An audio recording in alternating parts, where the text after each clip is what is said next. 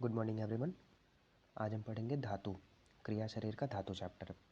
धातु की व्युत्पत्ति, निरुक्ति एवं परिभाषा लिखिए।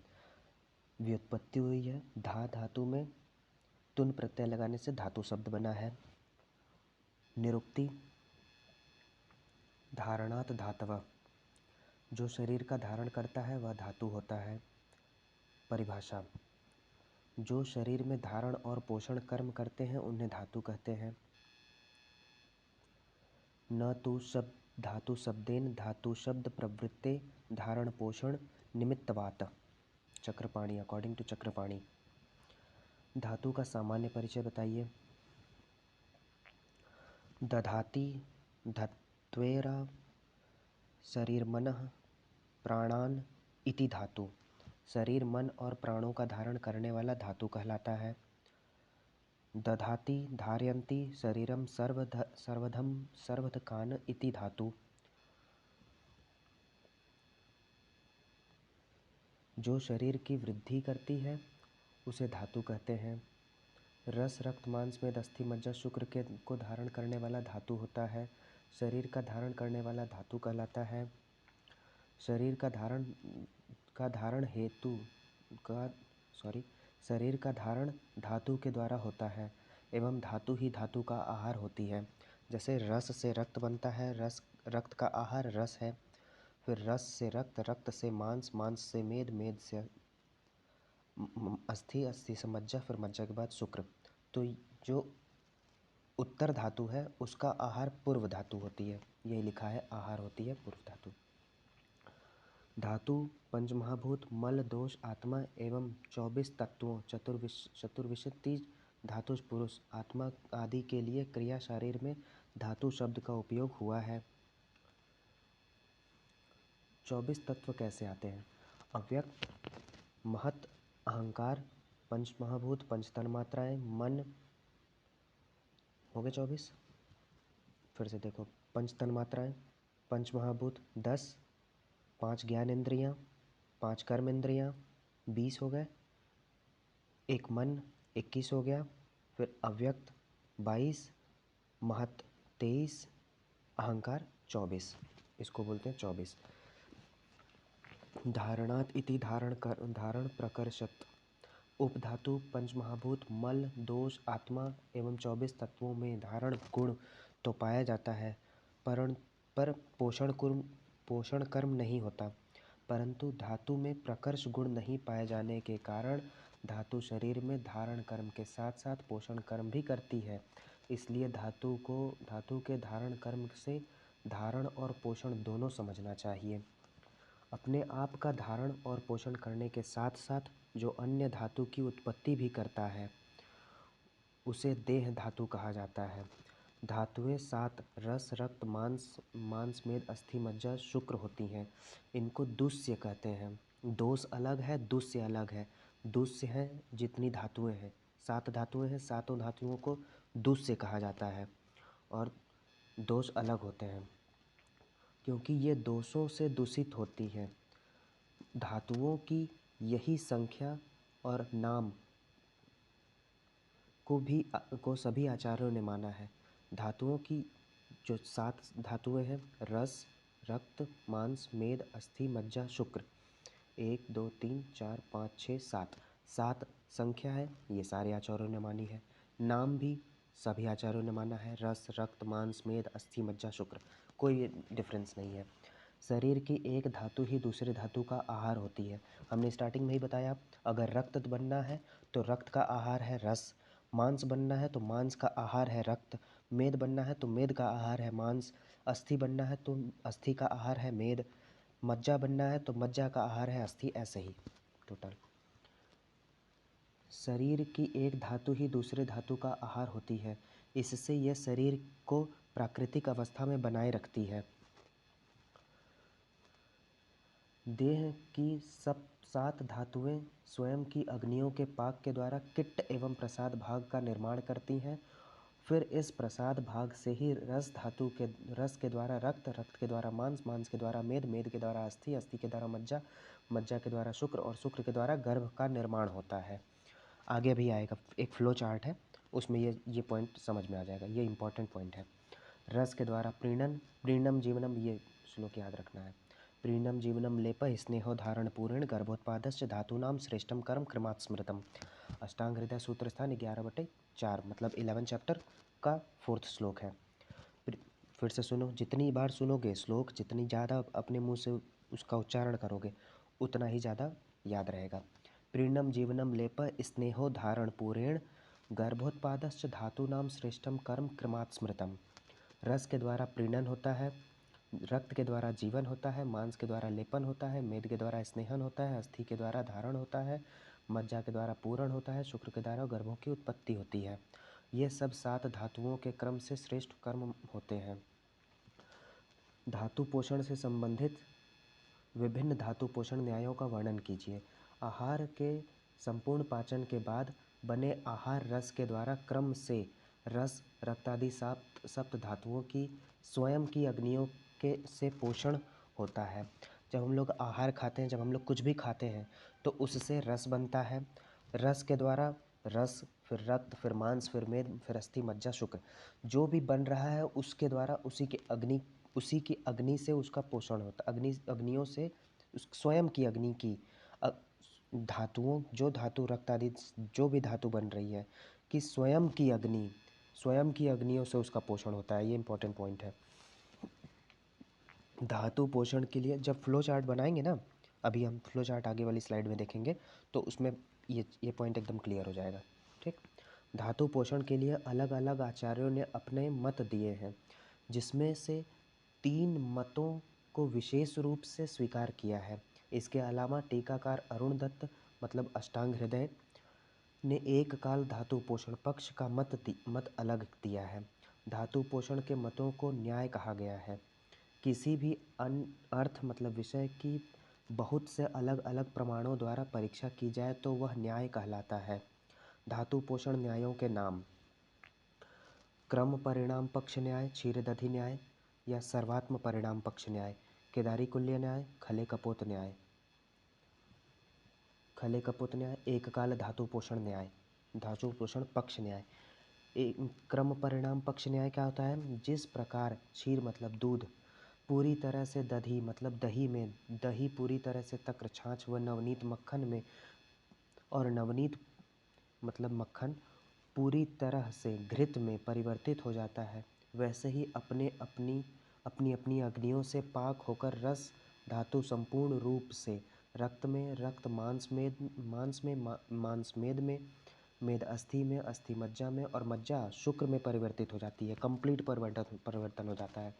इसमें धातु का पोषण क्रम से होने के कारण इसको क्रम परिणाम पक्ष न्याय कहा जाता है।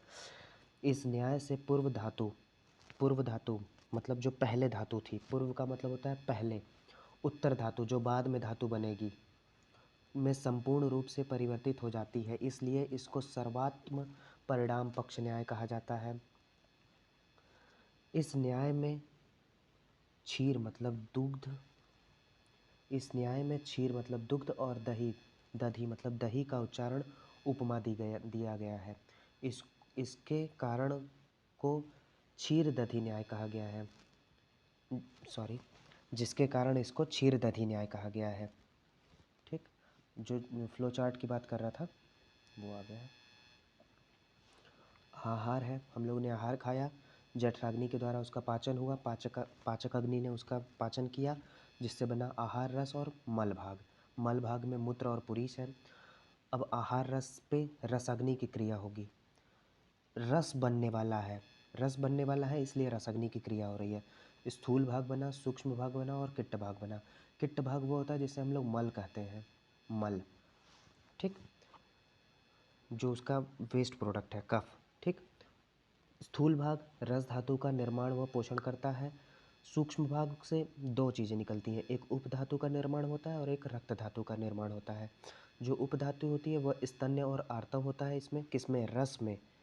ठीक, और रक्त निर्माणक अंश से पे रक्त अग्नि की क्रिया होती है, क्योंकि रक्त अग्नि की क्रिया रक्त निर्माणक अंश पर हो रही है तो रक्त बनेगा। तो फिर इस पे स्थूल भाग और सूक्ष्म भाग और किट्ट भाग बनता है। किट्ट भाग पित्त इसका मल है, रक्त का। स्थूल भाग रक्त धातु का निर्माण व पोषण करता है। सूक्ष्म भाग उपधातु का निर्माण। उपधातु रक्त धातु की उपधातु क्या है? सिरा और कंडरा है। और दूसरा बना मांस। ये देखो यहाँ पे ये है ऐसे है, ठीक। उपधातु का निर्माण होता है। फिर मांस धातु। अब मांस धातु का निर्माणक अंश है तो उस पर मांस अग्नि की क्रिया होगी तो मांस धातु बन जाएगा। सूक्ष्म स्थूल भाग, सूक्ष्म भाग और किट्ट भाग। किट्ट भाग मांस का खमल है। खमल मतलब नख। खमल मतलब आँख कान नाक इसका मल। उपधातु का निर्माण वसा, फैट, षट त्वचा। मेद धातु का निर्माणक अंश मेदाग्नि के द्वारा। स्थूल भाग और सूक्ष्म भाग और किट्ट भाग बनता है। इसका किट्ट है स्वेद। स्थूल भाग से मेद धातु बनी। सूक्ष्म भाग से उपधातु का निर्माण हुआ और अस्थि धातु निर्माणक अंश बने। अस्थि धातु पर अस्थि अग्नि की क्रिया होगी। अस्थि अग्नि की क्रिया होगी तो इस पर बनेगा स्थूल भाग, सूक्ष्म भाग और किट्ट भाग। स्थूल भाग से फिर वही उपधातु और मज्जा धातु का निर्माणक अंश बनेगा। स्थूल भाग से अस्थि धातु का निर्माण हो गया। किट्ट भाग में मल है तो केश रोम नख आ गए। फिर उपधातु, इसमें उपधातु का निर्माण नहीं होता है। ये इंपॉर्टेंट पॉइंट है। उपधातु का निर्माण नहीं होता है। मज्जा धातु निर्माणक अंश पर मज्जाग्नि की क्रिया होगी जिससे स्थूल भाग और सूक्ष्म भाग बनेगा और किट्ट भाग बनेगा। मज्जा का किट्ट होता है नेत्र पुरीष और षट त्वचा। स्थूल भाग मज्जा धातु का निर्माण और वो पोषण करता है। सूक्ष्म भाग उपधातु का निर्माण नहीं होता है। स्थूल भाग मतलब शुक्र धातु का निर्माण व पोषण करता है। सूक्ष्म भाग इसमें कोई उपधातु नहीं होती। किट्ट भाग मल का निर्माण नहीं होता है, मतलब शुक्र का कोई मल नहीं है। लेकिन आचार्य सारंगधर ने शुक्र का मल युवान पिंडिका बताया है। युवान पिंडिका उसे बोलते हैं जो मुंह पर मुहासे हो जाते हैं ना, फुंसी हो जाती है छोटी छोटी, जब टीनेज में होते हैं हम लोग, तो ये आचार्य सारंगधर ने बताया है और सब आचार्यों ने नहीं बताया है। शुक्र का कोई मल नहीं होता है, हम वैसे जनरली याद रखेंगे। केदारी कुल्य न्याय। केदारी कुल्य न्याय, यहाँ केदारी शब्द से क्यारी या कुल्या शब्द से नाली अर्थ लिया गया है। जिस प्रकार किसी खेत की सिंचाई की जाने पर पानी खेत में बनी सबसे पहली केदारी में, मतलब केदारी मतलब क्यारी में जाता है, उसके बाद उसके आगे की क्यारी में जाता है, इसी क्रम से खेत के अंतिम क्यारी तक पानी पहुंचता है, वैसे ही आहार रस सबसे पहले रस धातु में जाता है, उसके बाद रक्त धातु में, इसी क्रम से उत्तर की मांस आदि धातुओं में जाकर उनका पोषण करता है। जैसे यहाँ से हम लोग, ये नाला है, बड़ा नाला है, यहाँ से पानी छोड़ा गया, सबसे पहले रस की क्यारी मिली तो रस में चला गया, ठीक, फिर रक्त में चला गया, फिर मांस में चला गया, फिर मेद में चला गया, फिर अस्थि में चला गया, फिर मज्जा में चला गया, फिर शुक्र में चला गया, ठीक है। जो नाली सबसे पहले पड़ेगी उसमें चला जाएगा, इसी को बोला है केदारी कुल्य न्याय। खले कपोत न्याय। यहाँ खले शब्द से खलिहान खेत या कपोत शब्द से कबूतर अर्थ लिया गया है।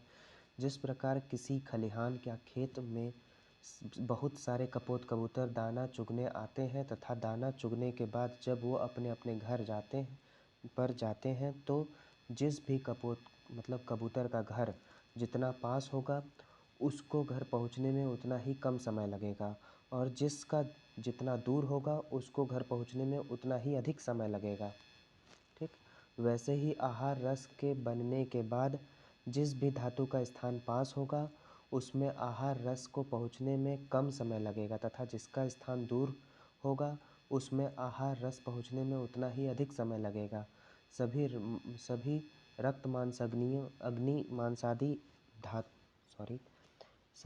रक्त मांसादि धातुओं के मार्ग भिन्न भिन्न होते हैं, जिससे रस रक्तादि धातुओं की दूरी उत्तरोत्तर अधिक होती है।